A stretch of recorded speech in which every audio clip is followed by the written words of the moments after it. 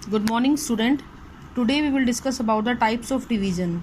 Types of cell division में basically बेटा हम 3 प्रकार के पढ़ते हैं, amitosis, mitosis और meiosis. First of all, we will discuss about the amitosis or direct division. It is also known as the indirect और equational division. Mitosis को हम लोग equational division भी बोल देते हैं और meiosis को हम लोग reductional division भी बोल देते हैं. क्यों बोलते हैं? क्योंकि इसमें number of chromosome remain same, इसमें number of chromosome become half. ठीक है. अब हम बात करेंगे बेटा ए माइटोसिस की. तो ए माइटोसिस 2 स्टेप में कंप्लीट होता है, कैरियोकाइनेसिस और cytokinesis. As you all know, karyokinesis mean splitting of nucleus and cytokinesis mean splitting of cytoplasm. तो कैरियोकाइनेसिस को हम न्यूक्लियर डिवीजन भी बोल देते हैं. इसमें स्पिंडल फॉर्मेशन नहीं होता है और जो न्यूक्लियर मेम्ब्रेन होती है वो एज सच रहती है, यानी उसमें भी कोई बदलाव नहीं आता है. अगर हम बात करेंगे यहाँ पे न्यूक्लियस डिवीजन की, कुछ इस तरीके से एक कंस्ट्रक्शन बनता है न्यूक्लियस के अंदर और न्यूक्लियस दो हिस्सों में बट जाता है और 2 डॉटर सेल बन जाती हैं. तो ये तो हो गया आपका कैरियोकाइनेसिस फॉलोड बाय साइटोकाइनेसिस. ये कैरियोकाइनेसिस का स्टेप है, ये साइटोकाइनेसिस का है. फाइनली आपको 2 डॉटर सेल मिल जाती हैं. ईस्ट में, बैक्टीरिया में, साइनोबैक्टीरिया में, कार्टिलेज की सेल में और एक्सटर्नल एम्ब्रियोनिक मेम्ब्रेन की सेल में देखने को आपको मिलता है. लेकिन यहाँ पे ड्रॉबैक क्या है कि equal distribution of the chromosome नहीं होता है, यानी कि क्रोमोसोम अनइक्वल डिस्ट्रीब्यूट होते हैं डॉटर सेल के अंदर. इक्वल डिस्ट्रीब्यूशन नहीं होता है इसका. एक सिंपल माइटोटिक प्रोसेस है. फिर हम बात करते हैं माइटोसिस और इक्वेशनल डिवीजन. यहाँ पे माइटो वर्ड का मतलब होता है थ्रेड और ओसिस का मतलब होता है स्टेट. तो यहाँ पे थ्रेड्स किसको हम बोलते हैं? स्पिंडल फाइबर्स को हम लोग बोल देते हैं थ्रेड्स. इसमें स्ट्रॉसबर्ग ने इसको प्लांट सेल में एक्सप्लेन किया था और फ्लेमिंग ने इसको एनिमल सेल में किया था. This term was given by Fleming. ये टर्म फ्लेमिंग ने दी थी. It is take place in somatic cell. ये जो माइटोटिक डिवीजन होता है ये सोमेटिक सेल के अंदर आराम से दिखाई देता है, चाहे वो हैप्लॉइड सेल हो चाहे वो डिप्लॉइड सेल हो. हर प्रकार की सेल में माइटोटिक डिवीजन देखने को आपको मिल जाता है. It also take place in germinal cell. Germinal cell में भी आपको ये देखने को मिलता है during multiplication phase. Multiplication phase जब अपने नंबर को इंक्रीज कर रही होती है तब.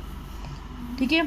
As a result of 2 daughter cell formed with having same number of chromosome. ये बहुत इंपॉर्टेंट वर्ड है यहाँ पे कि number of chromosome will become same as of the parent cell. जितने पेरेंट में होते हैं उतने ही इसमें सेम रहते हैं. Now stages of mitosis, karyokinesis and cytokinesis. ठीक है. तो पहले आप ये चीज़ हमेशा ध्यान रखना, कैरियोकाइनेसिस पहले होगा, साइटोकाइनेसिस बाद में होगा. तो first of all we will discuss about karyokinesis. Karyokinesis occur in 4 phase: prophase, metaphase, anaphase and telophase, whereas cytokinesis occur in result in formation of 2 daughter cell. ये इसकी 4 फेजेस हैं. इसकी वजह से 2 से सेपरेट सेल बन जाती हैं. तो देखिए जरा, सेल जब इंटरफेज में होती है तो उसमें 2n = 4n बन जाता है. इसमें क्रोमोसोम नंबर 2n होते हैं, सी वैल्यू 4c होते हैं. ये हमने आपको लास्ट लेक्चर में बताया था. ठीक है. अब हम बात करते हैं इंटरफेज. अब we will discuss about the interphase animal cell के अंदर. और इंटरफेज में आपको पता है कि सारी की सारी तैयारियां कर ली जाती हैं. 2n = 4 कर दिया जाता है, यानी रेप्लिकेशन होता है. सेंट्रियोल भी रेप्लिकेट कर जाती है. न्यूक्लियर मेम्ब्रेन जो होती है वो धीरे धीरे डिसअपियर होनी शुरू हो चुकी होती है. न्यूक्लियर पोर वगैरह भी आपको दिखाई देते हैं. तो अब होगा क्या बेटा, अर्ली प्रोफेज के अंदर आपकी सेल एंटर करेगी after interphase. Chromosome fibre thick हो जाएंगे और क्रोमेटिन फाइबर थिक हो जाएंगे और क्रोमोसोम को फॉर्म करेंगे. न्यूक्लियर मेम्ब्रेन टूटने लग जाएगी. एंडोप्लाज्मिक रेटिकुलम, गोल्जी बॉडी टूटने लग जाएगी. सेंट्रियोल माइग्रेट करने लग जाएंगे. देखो 2 बने हैं, ये माइग्रेट करना शुरू कर देंगे. ये देखो यहाँ पे आपको दिख रहा है ये एरो, एक ये सेंट्रियोल है और एक ये वाला. तो ये माइग्रेशन हो गया, यहाँ पे माइग्रेट करना शुरू कर देंगे टू द ऑपोजिट पोल. और इसी के साथ साथ छोटे छोटे जो फाइबर हैं वो भी आपको निकलते हुए दिखाई देंगे सेंट्रियोल के अंदर से. ठीक है. और जो क्रोमेटिन फाइबर है वो एक क्रोमोसोम की कंडीशन में आ चुका होता है. अब आता है बेटा आपका लेट प्रोफेज. लेट प्रोफेज के अंदर क्या होता है कि सेंट्रियोल अपोजिट पोल पे पहुंच चुके होते हैं और क्रोमोसोम फाइबर भी आपको दिखने लगता है. न्यूक्लियर मेम्ब्रेन कंप्लीटली डिसअपियर हो जाती है यहाँ पे. एंडोप्लाज्मिक रेटिकुलम और गोल्गी मेम्ब्रेन भी डिसअपियर हो चुकी होती है. सेंट्रियोल अपोजिट पोल पे जा चुके होते हैं और एक फाइबर ऑफ स्मॉल और बिग साइज के अलग अलग फाइबर्स उसके बने हुए होते हैं अपोजिट पोल पे. स्मॉल वन को हम एस्टरेज बोलते हैं. ठीक है. यहाँ पे एम्फिस्टल टाइप ऑफ डिवीजन होता है। Spindle fibre made up of tubulin protein, यहाँ पे स्पिंडल फाइबर आपको नजर आएंगे और ये वाले ये बने होते हैं बेटा इससे आपके ट्यूबुलिन प्रोटीन से। एस्टर जो होती हैं ये सेंट्रियोल और रेस से मिलकर बने होते हैं। और एक चीज़ ध्यान रखना, प्लांट सेल के अंदर कोई भी एस्टर फॉर्म नहीं होता है, इसलिए वो एनेस्ट्रल टाइप का होता है। तो यहाँ पे एम्फिस्टल टाइप मतलब दोनों तरफ आपको सेंट्रियोल मिलेंगी, एनेस्ट्रल मतलब कोई भी सेंट्रियोल आपको नहीं मिलता है। Chromosome attach to these fibre, ये जो फाइबर है ना दिख रहे हैं आपको, ये वाले फाइबर्स, इनके ऊपर अटैच क्रोमोसोम आपको देखने को मिलता है।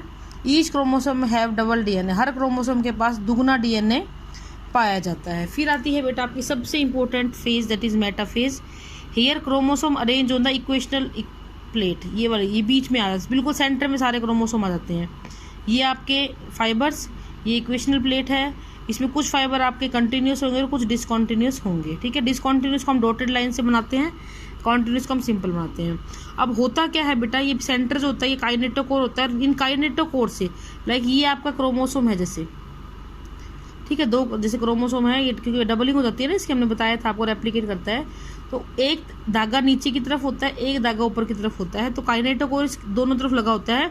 और देखो अगले डायग्राम में जैसे एक दूसरे से अपार्ट हो रहे हैं, ये देखो इस तरीके से ये अपार्ट हो जाता है। इसको थोड़ा ध्यान से आप लोग देख लीजिए, तो दोनों तरफ से खींचा जाएगा तो ये जो क्रोमोसोमल स्पिंडल फाइबर होते हैं ना, ये काइनेटोकोर से अटैच होते हैं और इसको अपोजिट डायरेक्शन में पुल करने का काम करते हैं। फिर एंड में आती है बेटा आपकी एनाफेज। देखो अभी आप क्रोमोसोम अपोजिट डायरेक्शन में खींचे जा रहे हैं ना, देखो स्प्लिटिंग ऑफ द सेंट्रोमियर हो जाती है। अब हम यहाँ पे क्या बात करते हैं, यहाँ पे आपको एक इंटरजोनल फाइबर अपीयर होगा जो सेंट्रियोल और centriole at the time of splitting. जब ये देखो ये वाला जब दो क्रोमोसोम एक दूसरे से दूर जा रहे होते हैं, जब दो क्रोमोसोम एक दूसरे से दूर जाते हैं तो इसके बीच में जो ये फाइबर बनता है इसको हम लोग बोल देते हैं इंटरजोनल फाइबर, जब स्प्लिटिंग होती है उस टाइम पे। ठीक है, यहाँ पे जो force responsible for movement of chromosome are equational plate to poles are, force responsible होता है। Contraction of chromosomal spindle fibre होने लगता है, स्ट्रेचिंग होने लगती है, लगभग 30 ATP की एनर्जी की आपको यहाँ पे जरूरत पड़ती है। अब आती है आपकी अगली फेज। इस फेज के अंदर आपके जो क्रोमेटिन फाइबर्स थे, वो जो क्रोमोसोम थे, they are converted into chromatin fibre. यहाँ पे सेंट्रियोल अपना हो जाता है, न्यूक्लियर मेम्ब्रेन वापस से आनी शुरू हो जाती है, क्रोमोसोम जो है डीकंडेंस होकर वापस से क्रोमेटिन फाइबर में कन्वर्ट हो जाते हैं। ठीक है, और हर पोल पे आपको अलग अलग क्रोमोसोम मिलने शुरू हो जाते हैं। अब जो क्रोमेटिन फाइबर हैं वो डीकंजेशन से वापस से क्रोमेटिन फाइबर बन गए, एस्टर रेस, स्पिंडल रेस सभी गायब हो गई। Endoplasmic reticulum, Golgi body, nucleolus, ये सब के सब वापस से रीअपीयर हो जाते हैं। यानी कि जो प्रोफेज थी उसकी जस्ट उल्टी फेज ये होती है। अब क्या होगा, या तो कुछ ऑर्गेनिज्म में लेट एनाफेज के अंदर साइटोप्लाज्म में थोड़ा सा इन्वेजिनेशन होना शुरू होता है। देखो इधर से भी दबाव आएगा, इधर से भी दबाव आएगा, यानी कि साइटोकाइनेसिस की शुरुआत हो जाती है। In animal invagination of plasma membrane होता है, लेकिन प्लांट के अंदर एक सेल प्लेट का फॉर्मेशन होता है जो सेंटर से बाहर की तरफ होती है। तो एक सेंट्रीपीटल होता है, एक सेंट्रीफ्यूगल होता है, और दो डॉटर सेल आपको मिल जाती हैं। ठीक है बेटा, अब हम इसके सिग्निफिकेंस की बात करेंगे। It main type of division responsible for growth. किसी भी ऑर्गेनिज्म को अगर ग्रोथ करनी है तो उसमें ये वाला डिवीजन होना बहुत ही जरूरी होता है। इसमें टिश्यू रिपेयर में हेल्प करता है, रीजनरेशन ऑफ टिश्यू में हेल्प करता है, सभी आइडेंटिकल सेल बनाने में हेल्प करता है, कोलोन बनाने में हेल्प करता है। नंबर ऑफ क्रोमोसोम यहाँ पे 2n मेंटेन किए जाते हैं, और एसेक्सुअल वेजिटेटिव प्रोपेगेशन में ये हेल्प करता है। अब हम कंपेयर अगर करते हैं प्लांट को माइटोसिस को और एनिमल माइटोसिस को, तो यहाँ पे आप देख लीजिए एक टेबल मैंने दी हुई है। एनिमल में सेंट्रियोल पाया जाता है, जबकि यहाँ पर नहीं होता है। यहाँ पे सेंट्रियोल अपोजिट पोल पे मूव करते हैं, स्पिंडल फाइबर आपको दिखने लगते हैं। यहाँ पे ना तो एस्टर होती है ना स्पिंडल फाइबर होते हैं। यहाँ पे cytokinesis by the end of anaphase start हो जाता है, जबकि यहाँ पे cytokinesis at the end of division start होता है। यहाँ पे सेल फुरो बनती है, यहाँ पे सेल प्लेट बनती है। Due to non invagination of cell wall, क्योंकि सेलर वॉल अंदर नहीं जा सकती है, इसलिए यहाँ पे प्लेट बनती है, जबकि यहाँ पे मेम्ब्रेन अंदर की तरफ चली जाती है। तो इस तरीके से आप कह सकते हो कि देखो जैसे जो दो सेल है, तो इस तरीके से दो सेल बनेंगी। तो ये सेल इन्वेजिनेशन हो रहा है, लेकिन यहाँ पे क्या होगा, जैसे 2 सेल बननी है ना, तो सेल प्लेट बनती है जो बीच में से अलग अलग कर देती है, वो इस प्रकार से ये कंप्लीट होता है बेटा, ठीक है। So this is your mitosis, this is all for today, thank you and have a nice day.